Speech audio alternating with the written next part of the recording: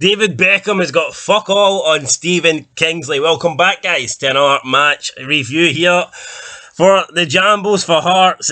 No been really uploading vids for a month, so you might have forgot who I was. I'm no deed. I was just taking one of my regular fucking absences from YouTube where I just disappear without really saying anything. But again, guess what, guys? I'm back.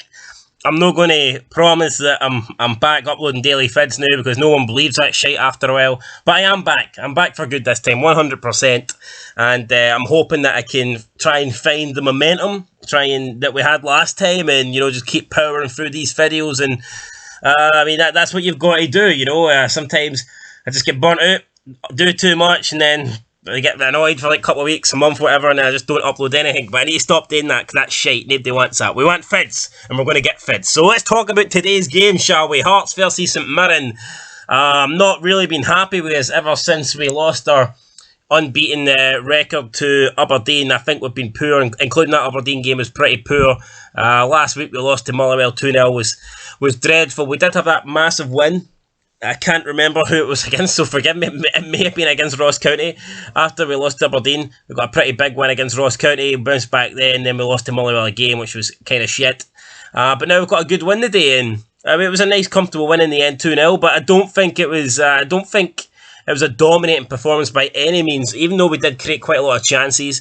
I felt like St Mirren did well as well. You know, Gordon did have stuff to do, he had saves to make, so overall, I'm happy. You keep a clean sheet, you win at home. You can't really ask for much more, but I don't think it was an easy game by any means. I do feel like St Mirren, you know, gave a good effort, and who knows, maybe on another day, scoreline might have been a bit different. But thanks to, I'm going to call it a fortunate break for the first goal. I do think we got pretty lucky. A combination of things sort of went our way. Could have had a foul given for us about 35 yards out. Referee decided to play on. Ball got knocked into the box. Boyce was trying to hold it up, trying to hold up the play, trying to hold on to the ball. He ended up passing it out. The ball fell to Mackay on the left-hand side. He tries to cross it in. It takes a deflection. It falls into the path of Gary Mackay-Steven. And the keeper gets kind of wrong-footed. Mackay-Steven hits it to the left, whereas the keeper was going to the right. And it was an easy goal, but maybe a bit fortunate because we did get, I guess, a bit, well, not lucky, but we did get the advantage of the advantage. And I guess that's what it's there for, but sometimes referees fuck it up and they don't give you it. So I guess in the end, this was a good advantage because we scored from it. So, yeah, I mean, good, fair play to the referee, I suppose. But, yeah, even with the cross falling for Mackay-Steven, it was a bit fortunate there because, like I said, Mackay wasn't trying to pick him out. It did take a deflection and it fell right into the path of Mackay-Steven. He slotted it home. Good for him. Mike put us 1-0 up. And then Stephen Kingsley, the guy's been scoring free kicks for fun, it seems, as of late. Every time he gets a chance, you know, in that sort of range, you feel like he's got a good opportunity of scoring it. And he's done that today again. He's put it right into the top bins. Now, there wasn't much power on this, to be honest, but it was placed that well. It was right into the top corner.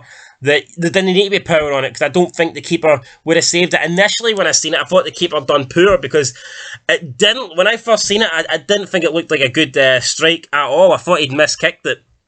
But then when I seen the replay a few times, I thought, no, you know what, that's an absolute belter. He's curled that, he's placed that right into the top hand corner, and that sealed the deal for us, gave us the win. Takes us well clear of Dundee United now in third place, who drew. And yeah, I mean, I think we can accept, guys, we are not going to be in a title challenge this season, and we're just not. You know, as much as I would love to be in a title challenge, we're not. If we can keep the gap relatively close to the old firm, I'd be happy with that. Even if we can finish the season within, I think you've got to be realistic. If we can finish the season within like maybe 15, 20 points of the old firm, I would consider that a massive success. But the main thing is securing third place, getting that. You know, if we can confirm that we are the third best team in Scotland, then we can worry, you know, about trying to become the best. But before we start challenging the old firm, I think we need to cement, you know, our place. I do genuinely believe that we are the third best team in Scotland. I think we are the third biggest team in Scotland. So, sorry Aberdeen fans and Hibs fans, but that's what I think. And I think most people would probably agree with that. Albeit, Aberdeen are probably viewed that way because the Edinburgh clubs have had a pretty shite time over the last decade. They've had the ups and downs. Obviously, both have been in the lower divisions. But, I mean, I do think that we are, I don't know, I just look at Hibs and Hearts especially, and I think we're bigger than Aberdeen, you know. I think Aberdeen live after their glory in the past. But anyway, we're not here to talk about past, we're talking about present. We're sitting third in the table. I think we're going to keep that third place. I can't see anyone really catching this. Dundee United do look pretty good, but they dropped points today. Not good for them. That's good for us. Celtic and Rangers playing tomorrow. Like I said, I'm not aiming for the title. I don't think we're in a title race. If they drop points, then that's fucking great. If they don't, they win, then that is it. But for me, it's all about getting third. I will be making a video on John Souttar, guys. I think he's going to leave. I'll be honest, if he leaves on a free, I'll be raging. I mean, the guy's a great player, and you can't deny that. He's a good player, and I think he will get a big move, you know, even beyond the Scottish Premiership. I wouldn't be surprised if, I'll be gutted, don't get me wrong, I'd be gutted if he went to Rangers or Celtic, but I do think he could, you know, get a move. Like, I think he could play at least Championship, if not Premiership. I do think he's that good. I mean, if Liam Cooper can captain a mid-table Premiership team, then why can't John Souttar, you know? Why can't he? But what I would be annoyed if he left and he didn't sign a new contract and he left on a free, I think that'd be an absolute fucking disgrace, considering that, you know, he's been out injured for a shitload of time and Hearts have stuck by him, paid his wages. So I understand that he probably wants to go beyond Hearts, and I totally get that, but I think he should do the right thing. I think he should sign a contract in January or whatever. Just get a contract signed, and then if he wants to leave in the summer, then that's fair. He's a good player. Clubs will pay money for him. It's not like he's shit and clubs are only going to take him on a free. He's a good player. Clubs will pay money for him, and I think he owes it to us to sign a new deal so we can get a bit of money for him. But I will make a separate video on that, guys, and we'll maybe talk about some potential January signings and players that I think need to go and shouldn't be wearing the maroon shirt. But anyway, that's it. Son of Scotland TV back. If you check out Son of Scotland 90, be back with all the FIFA vids, and hopefully starting some new series soon as well. And GTA, man, GTA, they've just brought out the new, well, I say just, I mean, it's been out about 3 weeks now. I'm behind the times here.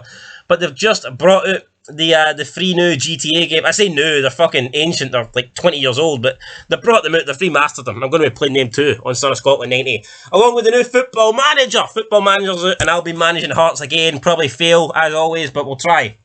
We will try our absolute best.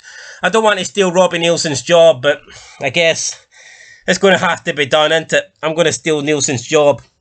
He's going to be on the brew. Then he's going to be hating all foreigners. And yeah, that's pretty much how it goes. Nielsen will probably be like a UKIP supporter in about 6 months. So right, guys, there you go. That's it. Till next time. Thanks for watching. And until then, until next time, until tomorrow, or until tonight if you check out Son of Scotland 90. Peace.